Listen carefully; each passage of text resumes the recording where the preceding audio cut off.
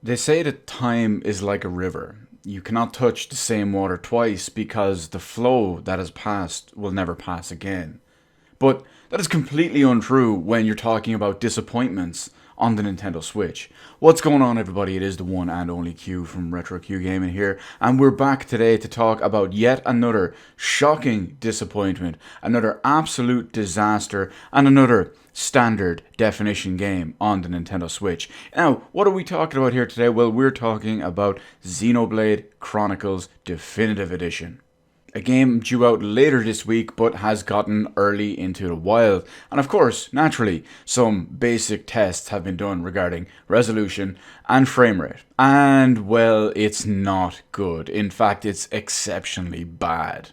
So before we go into the nitty gritty, laughable details about the entire thing, let's talk numbers because that is the main reason why everyone is here. So, Xenoblade Chronicles Definitive Edition, the remaster of a standard definition Wii game, which is now basically running in mostly standard definition again, but, well, when it is docked and you are playing in docked mode, it has a dynamic resolution of between 504p, that's right, standard definition, and 720p. That's right, while docked, getting more power for the Nintendo Switch.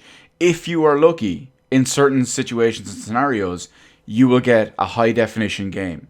Now, I use the term high definition very loosely in that regard because it's still 720p, something that hasn't really been relevant and frankly has been phased out from, I don't know, about 12 to 14 years. Yeah, it's pretty damn laughable. But it gets even worse because if you play it in handheld mode, the resolution is also dynamic but in a lower vector because it has a dynamic resolution in handheld mode of 378p and 540p. That's right, this game can drop below the original quality of the game when it comes to resolution.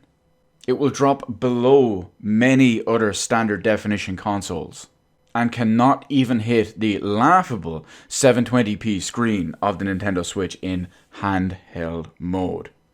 So for all intents and purposes, the frame rate has also been analysed. It is a 30 FPS cap, which in and of itself is bad.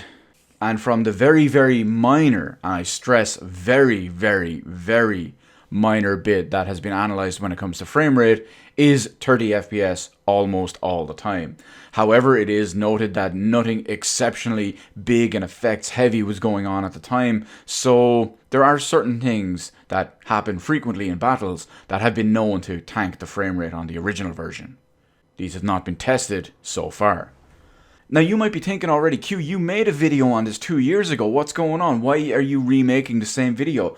Well, believe it or not, I'm actually making a different video. Simply because these numbers that you're hearing, this performance and laughably bad turnout when it comes to resolution, well, this is almost exactly the same as Xenoblade Chronicles 2. So you would be forgiven for accidentally mistaking it for that joke of a game as well.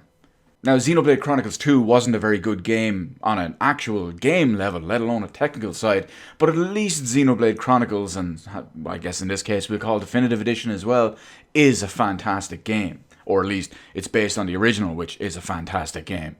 But this is absolutely shocking. Now, at the same time, some of the high-resolution screenshots that they've put out, which are above 720p by the way, had originally made the game look like one of the more visually appealing games on the Switch. Not really an accomplishment, but you get the idea. I mean, we're comparing it to Fire Emblem and Pokemon here. Xenoblade Chronicles Definitive Edition could have easily been mistaken for a 360 or PS3 game, unlike Pokemon and whatnot, which definitely could not be. But basically what this means is no matter how you play this game, it is going to be a pretty soft and blurry experience. Even if you're that one guy who's going to leave a comment here to say, oh, but Q, I have a 720p TV that I haven't bought a new one in 16 years for. Well, guess what? Your game is going to drop the standard definition below your native resolution. And you know what? Just to round out the video, naturally, we have to laugh at the damage control, the fanboys, and all of this. There's so much going on about this that I can't really fit it all into this video without doing justice, just how stupid these people are. But hey, I'm going to go with my number one comment. in which a brain-dead Nintendrone, who clearly has no idea about anything, has said that because 720p is divisible of 1080p and 4K, they are saying it will look exactly the same as a natively rendered image at those resolutions. Big yikes. And you wonder why I can't take these people seriously and say they factually know nothing about technology.